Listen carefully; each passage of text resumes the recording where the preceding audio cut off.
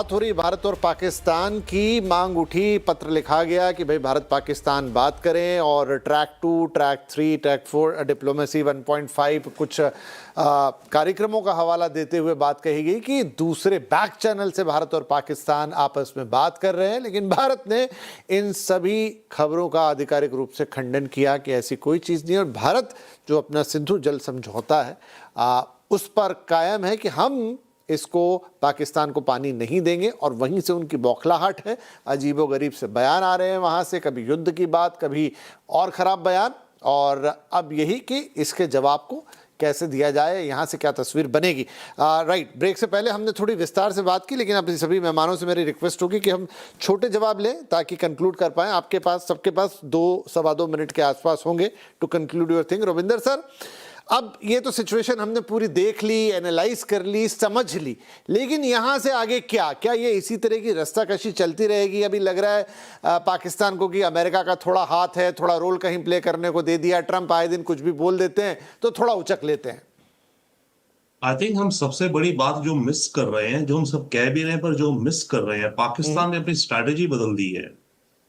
अब इंडिया से उसकी जो भी रंजिश है, उसका फ्लैग कश्मीर नहीं होगा कि कश्मीर में या ह्यूमैनिटेरियन कश्मीर इंडिपेंडेंस। अब होगा वाटर, कि मेरे को वाटर नहीं दे रहा भारत, जो कि हमारा लीगल लॉजिकल राइट है या जो भी कुछ है, इंडस वाटर ट्रीटी।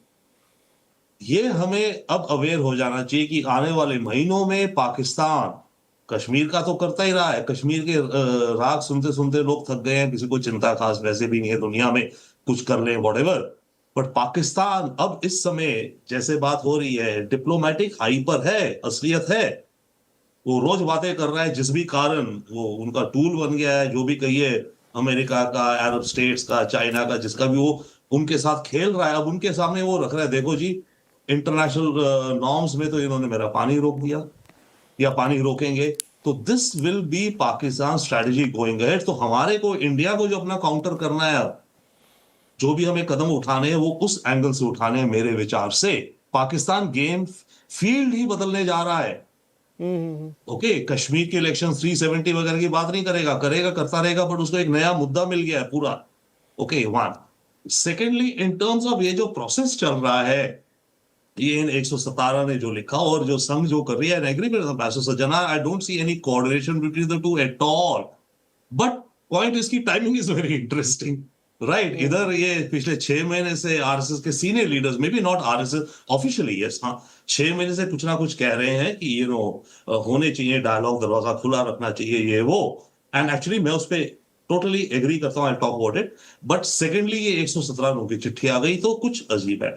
मेरा जो मानना है, और लेट्स से जो अभी हो रहा है हमारे पास, यस, हम पाकिस्तान से बिल्कुल नहीं करते, पर हमें अपनी बैक पॉकेट में ना एक कोई अच्छा सा आइडिया, बिग पिक्चर रखना चाहिए, ताकि हम दुनिया को या उस देश को बताएं कि अगर तुम अपना बर्ताव बदलते हो तो हम ऐसा कर सकते हैं। उसे एग्जांपल देता हूं, कॉन्क्रीट। पिछले आई थिंक 7 वर्षों से I have been talking, again track 3-4 में हम होते हैं, हम पब्लिक डिप्लोमेसी में होते हैं, कि चाइना और इंडिया के बीच में जो हमारी लाइन ऑफ एक्शन, जो एलएसी का जो मामला है ना, क्या हम इसको सुलझा सकते हैं? जहां जहां हमारी डिफरेंसेस हैं, कि आपका ना मेरा ना तेरा, वहां उसको गार्डन्स ऑफ पीस बना दें, राउंड फेंसिंग कर दें, जैसे करें। बड़ी इश्यूज होंगी, military, strategic, etcetera etcetera, but as a concept we should have कि चाइना और हम दुनिया को बोले, देखिए हम ये चाहते हैं कि बॉर्डर प्रॉब्लम सॉल्व हो जहां जहां है, बाकी तो देखते रहेंगे। बिग पिक्चर में ऐसा करो ना, आपका ना हमारा, सेटल करते हैं। गार्डन्स ऑफ पीस करीब 30-40 बना देते हैं, कोई 500 स्क्वायर किलोमीटर, कोई 1000, कोई 50,000, किसी को पता नहीं कि जमीन कैसी है, पहाड़ कैसे हैं। एक कॉन्सेप्चुअल मॉडल होना चाहिए हमारे पास। तो चाइना के लिए मेरा think tank, we been talking and we issued often times statement की, बट उसमें प्रॉब्लम है, लास्ट क्विक लाइन, उसमें प्रॉब्लम ये हो जाती है, ये हम as a independent third party tank कह सकते हैं, ये हमारी गवर्नमेंट नहीं कह सकती और ना चाइनीज कहेगी। क्योंकि अगर इंडियन गवर्नमेंट ने कह दिया कि गार्डन ऑफ पीस सोचते हैं, तो लगेगा इंडिया का पलड़ा नीचे हो गया। वहां चाइना कहेगी कि गार्डन ऑफ पीस होने चाहिए, तो चाइना का पलड़ा नीचे हो गया। तो कुछ इस तरह की चीजें पब्लिक डिप्लोमेसी, पब्लिक विचार से आ सकती हैं, जो कि अभी दिख रहा है। एक तरफ जो संघ जो पॉइंट्स रख रहा है, उनको भी हमें देखना चाहिए। एब्सोल्युटली एग्री, हमें लॉन्ग टर्म में तो हमारी विजन को एग्जिस्टेंस की है ना, वही है जियो और जीने दो। Right right. एक सवाल क्विकली शालिनी जी आपसे कि जियो और जीने दो, लेकिन देखिए मुझे लगता नहीं कि पाकिस्तान कभी भी ये कर पाएगा, क्योंकि 100% उसके भी कंट्रोल में है नहीं उसकी चीज़ें कि वो बिल्कुल ही शांति प्रिय देश बन जाए या वो उसका सीमा पार आतंकवाद बंद हो जाए। वो इन हरकतों से बाज नहीं आएगा। हाँ, दूसरे फ्रंटियर पर उलझता है, थोड़ा कम ज़्यादा होता रहता है। तो फिर ऐसे में क्या होगा? मतलब क्या कभी बातचीत नहीं होगी? होगी तो किस आधार पर होगी? तो विपिन जी, ये सवाल तो बहुत ही कॉम्प्लेक्स है और इसी को लेकर के मतलब हम लोग ये सारा आई थिंक प्लेटफॉर्म का जिस्ट यही है जो आपने पूछा कि आगे क्या होगा। तो पाकिस्तान तो बाज नहीं आएगा, ये आपने बिल्कुल सही कहा। पाकिस्तान अगर आप और पूरे उसमें सिचुएशन में आई थिंक एक और बात है जो नोटवर्दी है कि पाकिस्तान पिछले 1 साल में बहुत ज्यादा उसने स्पेंड और फोकस किया है अपनी मिलिट्री मॉडर्नाइजेशन के ऊपर और चाइना के सपोर्ट से। तो अगर आप चाइना के साथ भी ये इश्यूज जो हम बात कर रहे हैं कि हम कैसे वहां रिजॉल्व कर ले, आई डोंट थिंक उसका इम्पैक्ट इस पे पड़ेगा। चाइना का सपोर्ट पाकिस्तान को रहेगा, वो बहुत ही अग्रेसिव सपोर्ट इस टाइम है पिछले 1 साल में बिल्डअप को लेकर के। तो वो पार्ट उनकी अपनी वो तैयारी कर रहे हैं क्योंकि उनको आतंकवाद जारी रखना है। आई थिंक भारत की मैसेजिंग बहुत क्लियर है कि अगर आतंकवाद होगा तो उसकी बहुत भारी कीमत पाकिस्तान को चुकानी पड़ेगी और वो पोजीशन रहेगी। बातचीत अगर शुरू आप करनी है तो उसके लिए आई थिंक हमारी मैसेजिंग यही होनी चाहिए कि पाकिस्तान की तरफ से हमें एक आश्वासन, एक अश्योरेंस, एक डेमोन्स्ट्रेटिव एक्शन होना चाहिए which shows their inclination, which will not happen. मुझे नहीं लगता आएगा। तो मेरा जो अनुमान है वो ये है कि ये प्रोजेक्शन पाकिस्तान करेगा, ये इंडस वाटर ट्रीटी की बात वो हर फोरम पे करेगा क्योंकि उनका जो वाटर का लेवल है वो भी 500 क्यूबिक मीटर पर कैपिटा होने वाला है 2035 तक, which is very very low. और वो उस बात को लेके ऑब्वियसली चिंतित है बिकॉज 90% ऑफ उनका जो है वो आधारित है। तो वो करता रहेगा और साथ साथ वो अपना ये आतंकवाद का खेल इसको रखेगा क्योंकि वो उसके भारत के साथ उसकी भारत के रिएक्शन की भी वो तैयारी कर रहा है साथ साथ। ठीक है, got your point ma'am. Quickly Sinha साहब एक शॉर्ट आंसर आपसे चाहूंगा कि क्या कभी पानी को लेके दोनों देश लड़ेंगे, आपस में युद्ध हो जाएगा? देखिए, पानी की जो संभावना है वाटर वॉर के ऊपर में ये पहले भी हुई है। यदि आप नीचे वाले देखेंगे जो 5 नदियां जिसके राइट हमारे हैं उसमें से भी अबाउट 15-16% पाकिस्तान में। तो जितने भी डिचकम बंद हैं आप देखिएगा, जिसको हम कहते हैं जिसके ऊपर में रिवराइन टेरेन है उसके ऊपर में इसकी चीज़ें चलती रहती हैं। वाटर वॉर तो कभी होगा नहीं क्योंकि पाकिस्तान क्या करेगा, वो केवल एक आक्रामक तरीके से करेगा ना, कन्वेंशनल तरीके से तो कुछ कर नहीं सकता है।